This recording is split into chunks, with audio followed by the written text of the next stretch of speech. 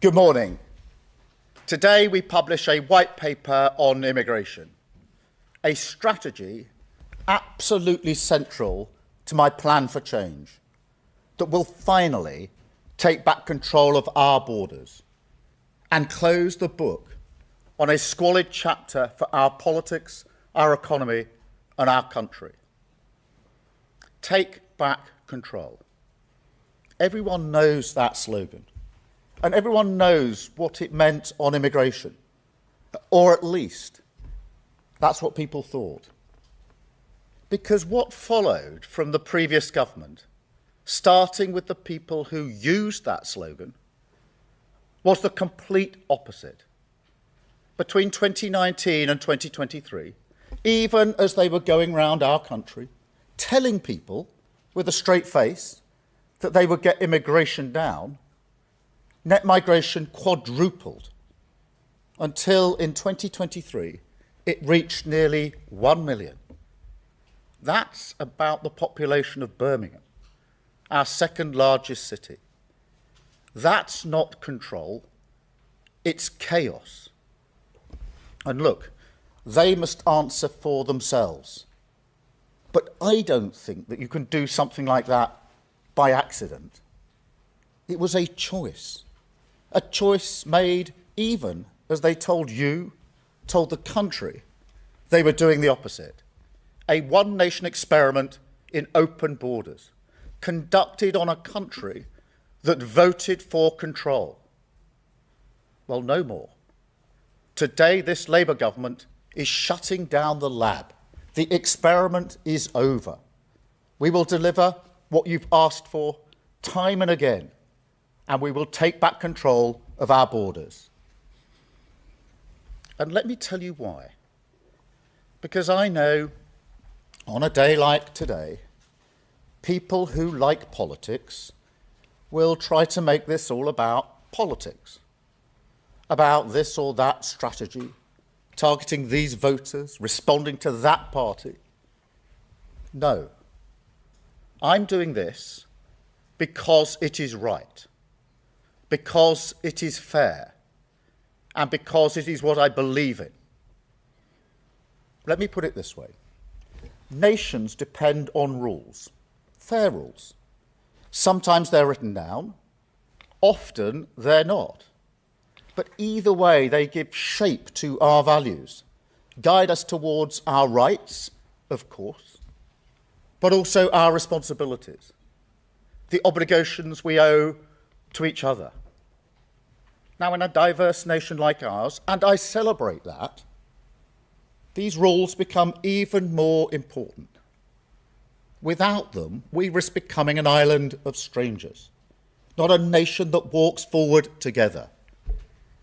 So when you have an immigration system that seems almost designed to permit abuse, that encourages some businesses to bring in lower paid workers rather than invest in our young people, or simply one that is sold by politicians to the British people on an entirely false premise, then you're not championing growth, you're not championing justice, or however else people defend the status quo. You're actually contributing to the forces that are slowly pulling our country apart. So yes, I believe in this. I believe we need to reduce immigration significantly. That's why some of the policies in this white paper go back nearly 3 years. Why I told the Labour Party conference, taking back control is a Labour argument. And why, most importantly of all, inward migration is already falling with this government. It's about fairness. And look, migration is part of Britain's national story. We talked last week about the great rebuilding of this country after the war. Migrants were part of that, and they make a massive contribution today. And you will never hear me denigrate that. But when people come to our country, they should also commit to integration, to learning our language. And our system should actively distinguish between those that do and those that don't. I think that's fair. Equally, Britain must compete for the best talent in the world, in science, in technology, in healthcare. You can't simply pull up a drawbridge, let nobody in, and think that's an economy that would work. That would hurt the pay packets of working people without question. But at the same time, we do have to ask why parts of our economy seem almost addicted to importing cheap labour, rather than investing in the skills of people who are here and want a good job in their community. Sectors like engineering, where visas have rocketed while apprenticeships have plummeted. Is that fair to Britain? Is that fair to young people, weighing up their future to miss out on those apprentices? To see colleges in their community almost entirely dedicated to one-year courses for overseas students? No, I don't think that it is. And truth be told, I don't think anybody does. Yet that is the Britain this broken system has created. So as this white paper sets out, every area of the immigration system, work, family and study, will be tightened up so we have more control. Skill requirements raised to degree level. English language requirements across all routes, including for dependents. The time it takes to acquire settled status extended from 5 years to 10. And enforcement tougher than ever, because fair rules must be followed. Now, make no mistake, this plan means migration will fall. That's a promise. But I want to be very clear on this. If we do need to take further steps, if we do need to do more to release pressure on housing and our public services, then mark my words, we will. But it's not just about numbers, because the chaos of the previous government also changed the nature of immigration in this country. Fewer people who make a strong economic contribution, more who work in parts of our economy that put downward pressure on wages.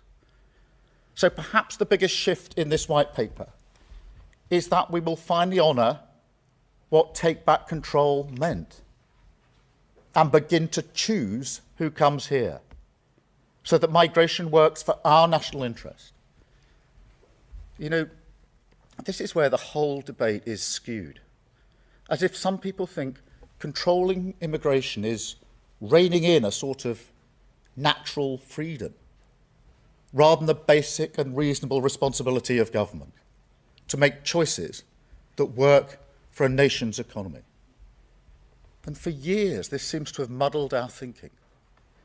But let me be clear, it ends now.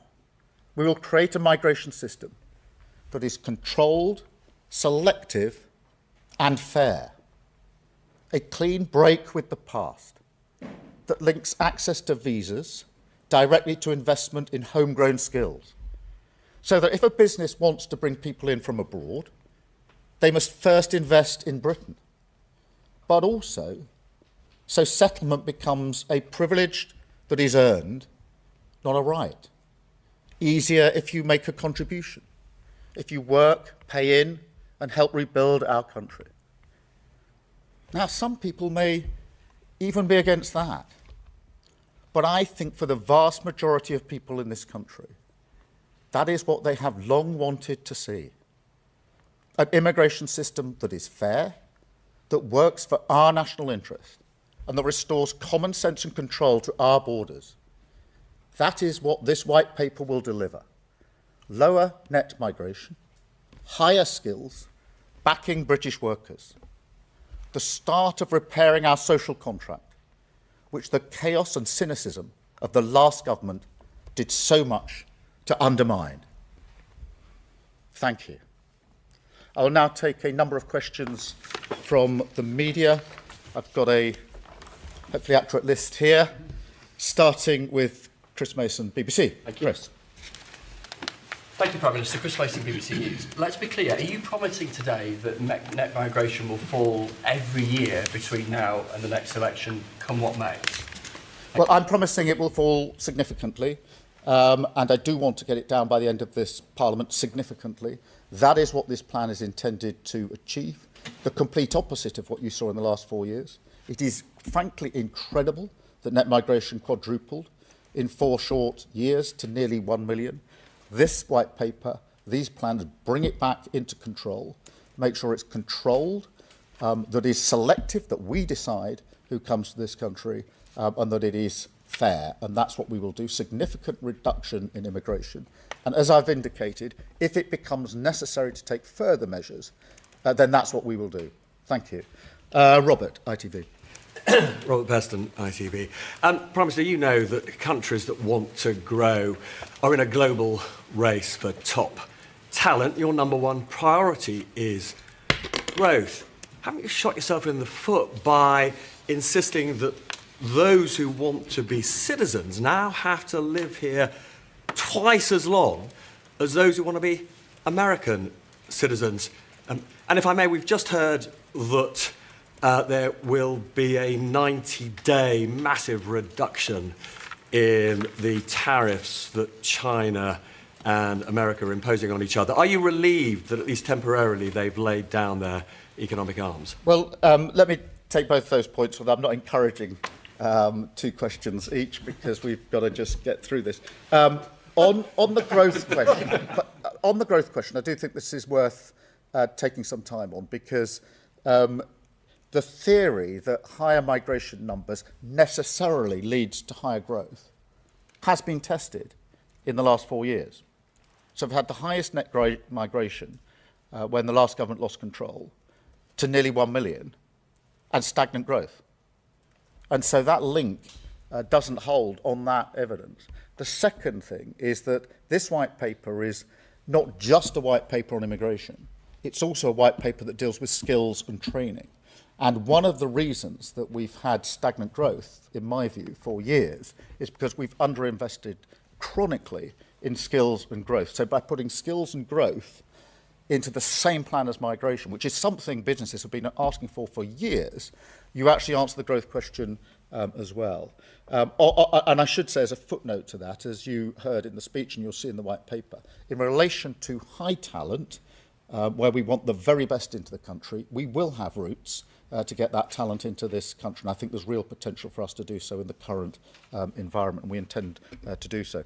On the question of the China tariffs, I just saw something flash up in the room back there. I'm not across the complete detail. I'm very pleased, obviously, that we struck our trade deal with the US last week, which will be measured in very many thousands of jobs and billions of pounds into our economy. Thank you, Robert. Sam from Sky. Sam. Sam Kerr, Sky News. Prime Minister, just to pick up on growth and migration. One of the reasons that we've had a laxer migration policy for years is because of basically the Treasury view. Successive chancellors, their fiscal rules, and the way that that interacts with the official forecasts means it's always been an easy win to have more growth by having more people in the country. What's your message today to the Treasury, to the OBR, and are you doing anything to actually change the way that they work and look at all this stuff and calculate the cost-benefit analysis of growth and migration? Yeah, well, thank you, Sam. Just succinctly, and then adding to the answer I just gave. Firstly, the pure theory, if you like, that simply higher migration numbers necessarily leads to higher growth, I think has been tested in the last 4 years. We quadrupled in actually a very short period of time. And, you know, I think whatever political persuasion you are, it is quite extraordinary that net migration quadrupled in 4 years. We've never seen that before in this country, but growth didn't shift. It stayed stagnant. Secondly, this point about skills and migration, what businesses have been calling out for a long time is link migration to the skills and training that we need in this country. In the past, governments have done sort of knee-jerk reductions without making that link. We're making that link in this paper, which is really important in terms of where we go with the economy, because I do think it's underinvestment in those areas that's caused a lot of the problem. The other thing that the paper is doing is readjusting the model, because it's got to a place now where there's many more low-skilled jobs rather than high-skilled jobs. So by adjusting the threshold for skills, this allows migration to be in the areas of high skills, which are more likely to make a significant contribution to our economy. Thank you very much, Sam. I've got Gary from Channel 4. Thank you very much, Prime Minister. Have you been on a bit of a journey yourself on this? Did you used to believe that higher immigration led to higher growth? Would Keir Starmer a few years ago have talked about an island of strangers? Are you one of the people who now thinks that Article 8 of the ECHR is actually a problem and not something that's just exaggerated by other people? Well, Gary, thank you very much. I invite you to dig out my conference speech at Labour Party conference. I know you remember them all. But 3 years ago now, I think it was, when I made the very political argument that I've made this morning, which is that take back control, understanding why you need control, selection of fair immigration is a Labour argument. And once you've dug out that transcript, there's then the speech I made to the CBI, I think about 3 years ago, making the same argument in relation to business, saying too many businesses, in my view, are too dependent on migration rather than training and skilling up people in this country. And that was, I was signalling to the CBI then that would change under a Labour government. So there's a core consistency through here. On Article 8, yeah, we do want to ensure that the right balance is made in migration cases in relation to the national interest. There's a balance set out in legislation already. That needs to be adjusted, in my view, and that's what we will do. Thank you, Gary. Chris Hope, sorry. There's a lot of Chris's. Chris Hope, GB News. Prime Minister, we've been here before, haven't we? There have been 3 immigration acts since 2014. The Immigration Act in 2014 and 2016 both aimed to reduce immigration. They both failed. Why on earth should GB News viewers think you're going to succeed?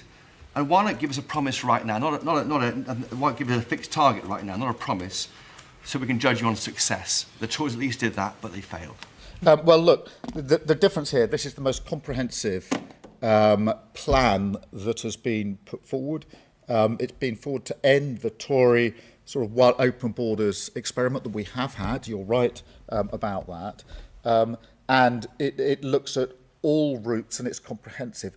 And it does the hard yards of linking skills and business to what we need to do with the economy. So it's not a narrow look just at the numbers. It puts them in their proper context. On the question, which we do want to significantly reduce migration, I'm absolutely making clear that's what it will do, and that if we need to go further, we will. So that's the promise I make to your viewers. I don't think it's sensible to put a hard-edged cap on it. That has been done in one form or another for the best part of 10 years by different prime ministers. The only thing that links those prime ministers and the various caps or quotas or limits they put in place is every single one of them failed. And therefore, going down the failed route is not a sensible way for me. As with everything that I do, serious, pragmatic, looking at the things that will actually make a material difference. Thank you, Chris. Jerry from The Times. Prime Minister Gary Scott from The Times. What is your message to the 9 million inactive adults in the UK at the moment who might not think that they should take work in a care home, for example, and also to some of your Labour MPs who might be squeamish about Labour government taking a tough line on immigration? Well, firstly, that's acknowledged within that 9 million. There are some people who can't work, and we need to be clear about that from the start. But there are others who can, and as we've set out in our welfare provisions, the principles are clear. Where people can't work and are unlikely to be able to work, they should be protected and supported. But where people can get into work, they should be supported. The current system does the opposite, and so we will support them into work with a £1 billion package, the right to try, and measures like that. And that if you can work, you should work. And I do think that this white paper should be seen in conjunction with what we're doing on welfare. And on squeamishness, I actually think that the Labour Party has as core values the idea that immigration should be controlled, that it should be selective. We should be choosing who we want, higher skills, the high talent routes into our country. And it must be fair. They're basic Labour arguments and concepts for many, many years. Thank you. I've got Jack from The Sun. Jack. Thank you, Prime Minister. You said just now this is a comprehensive plan to bring down legal migration. You also said in the election you had a comprehensive plan to bring down illegal migration, and so far it seems that isn't working. Small boat crossings are going up on your watch. So why should voters think that your plan to bring down illegal migration will fare any better, especially given you're considering an EU youth mobility scheme, which could actually increase it? Well, let's tackle that head on, because nobody should be getting in a small boat to cross over the channel and illegally entering this country. The last government lost control of the borders. It falls to this government to clear up that mess in the same way we're clearing up all the other messes that they left behind. I am convinced that the way to do that is to take down the gangs that are running the vile trade. And for that reason, we've drafted and put before Parliament a borders bill, which follows through on the promises I made, which is we need to give law enforcement greater powers, going down the counter-terrorism powers. The thing that distinguishes counter-terrorism from other law enforcement is you can take action earlier. You can be preemptive. You can operate in a completely different way. That's why we've gone for a package that allows law enforcement to get in much earlier. That is going through Parliament. Who is voting against that? The Tories, who caused the problem in the first place. Thank you, Jack. Martin from the Daily Mail. Martin. Prime Minister Martin Beckford from the Daily Mail. Gary asked if you've been on a journey on net migration. Similarly, you talked about tough enforcement. One of today's measures is for foreign nationals convicted of any offence to be considered for deportation. Yet just 5 years ago, you signed a letter calling for the halt to a deportation flight that contained, amongst others, 2 people convicted of rape and 3 of GBH. Your views have changed, haven't they? No, I've always said that those who commit offences should be deported. I ran the Crown Prosecution Service for 5 years between 2008 and 2013, and it fell to my prosecutors on my instructions to ask for the deportations in the first place in the Crown courts. So I've been really clear. I've been in charge of cases where we routinely asked for the judge, because that's the way the system operated in those days, to add to the sentence an order at the end that there should be a deportation. So what's that? That's going back the best part of 20 years. Thank you very much. And I've got Michael from the Daily Express. Thank you. Michael. Does going further mean disentangling ourselves from the ECHR and disapplying human rights laws in immigration cases? No, I don't think that is necessary. I also remind myself that the international agreements we've signed have given us the basis for the deals that we've struck on illegal migration. So the Home Secretary has moved fast, working with other countries, to put in place materially improved deals with other countries in relation to migration. That would not have been possible if we had been saying at the same time we're about to withdraw from our international obligations. I could give you many more examples than that, but you can't strike those deals with other countries to work more closely together on law enforcement to smash the gangs, and to work on returns agreements, which is what we want to do, if in the next breath you're saying you don't believe in international law. If you do, you can strike the deals. If you don't, you can't. And one of the features of the last government is they struggled to strike these deals because other countries said, if you don't comply with international law, why should we write and agree an international agreement with you, which to me is plain common sense. Thank you very much.